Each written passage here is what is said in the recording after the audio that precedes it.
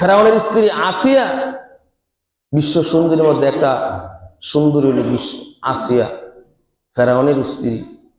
সে ইমান বড়, এরকম অত্যাচার জুলুমকার স্বামীর উপর থেকে সে ইমানের উপর পরীক্ষা দিয়েছে। পরীক্ষা করে দেওয়ার পর সে 5 ডিভিশনে পাস করছে। এরপরে সে আল্লাহ রাব্বুল আলামিন তাকে জান্নাত দিয়েছে। এমনি দিয়ে দেবো? ইমানের উপর স্টিল থাকতে হবে। আসিয়া ইমানের উপর স্টিল রয়েছে। আসিয়া, ফেরাউন কই, আসিয়া রে তুই মুসার কালিমা সাইরা দে। ও আসিয়া রে তুই মুসার কালিমা সাইরা দে।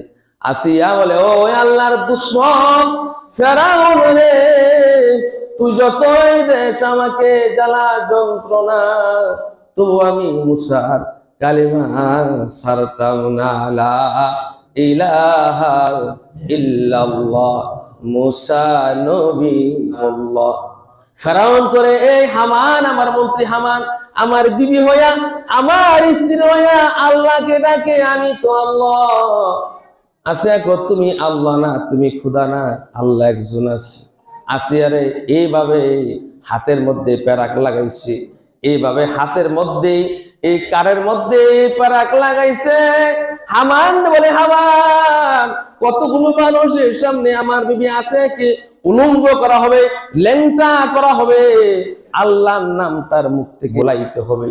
আসিয়া বলে, ওগো আল্লাহ, সবচেয়ে শর্মিতা এবং লজ্জাশীল আসিয়া আলাইহিস সালাম ছিলেন।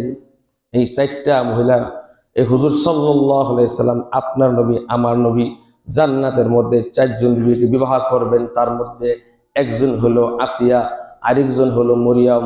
এই আসিয়ার বিবাহ আপনার নবী, আমার নবী বিশ্বনবী মুহাম্মদুর রাসূলুল্লাহ সাল্লাল্লাহু আলাইহি ওয়াসাল্লাম জান্নাত বিবাহ করবেন। সুবহানাল্লাহ। আসিয়া কিভাবে প্যারাক মেরেছে। আস্তে আস্তে আসিয়া বলো, ওগো আল্লাহ, আমার ইজ্জত তুমি রক্ষা করো, আমার ইজ্জত বাঁচাও। কতগুলো মানুষের সামনে আমাকে উলঙ্গা করবে, আমাকে ল্যাংটা করবে, তুমি আল্লাহ আমার ইজ্জত বাঁচাও। আল্লাহ বললেন, ওই ফেরেশতা রে, এ আমার বান্দি ইমান ছাড়ে না, ইমানের পর স্টিলে রয়েছে। যা যা তাড়াতাড়ি যা, জান্নাত থেকে পোশাক তুই আসিয়াকে পরায় দিস। সুবহানাল্লাহ। মনে মনে কো, আহাদ, আল্লাহ আল্লাহ। ফেরাউন কান দিয়া শুনে যে আসিয়া তো আল্লাহর নাম ছাড়ে নাই।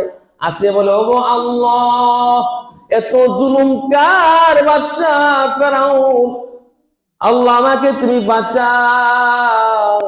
আমি ইমান ছাড়া হইতেছি না, আমি ইমান ছাড়তে চাই না। আল্লাহ তুমি আমাকে বাঁচাও, না হলে আমাকে আর হাত থেকে বিদায় করে দাও। তুমি আমাকে উঠায় নিয়ে যাও, আমাকে এত বেইজ্জতি করতেছে, তবু আমি তোমার নাম ছাড়ি না। আল্লাহ আল্লাহ তুমি আমাকে বাঁচাও, আমাকে তোমার পাশে একটা ঘর বানায় দাও, আমি তোমার ঘরের সাথে থাকবো। আল্লাহ রাব্বুল আলামিন ফেরেশতা রে, আসিয়ার সামনে জান্নাত একটু দইরা দে, আর দেখাবো আসিয়ারে তোমার জন্য জান্নাত তৈরি কইরা রাখছে।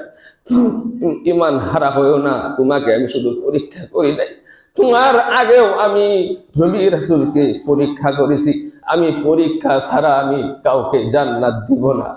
আসিয়া রে, এই জান্নাতটা দেখতে দেখতে আসিয়া মুস্কি মুস্কি হাসতেছে। ফেরাউন কয়, কারণ নাকি এত হাসি কেন? এত বড় পাথর নিয়েছে, পাথরটা শরীরের মধ্যে মারবে বলতেছে।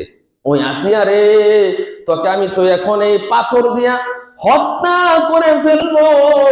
তুই মৃত্যুর সময় মিথ্যা কথা বলিস না, একটা সত্য কথা বল, তুই কেন মুস্কি মুস্কি হাসলি?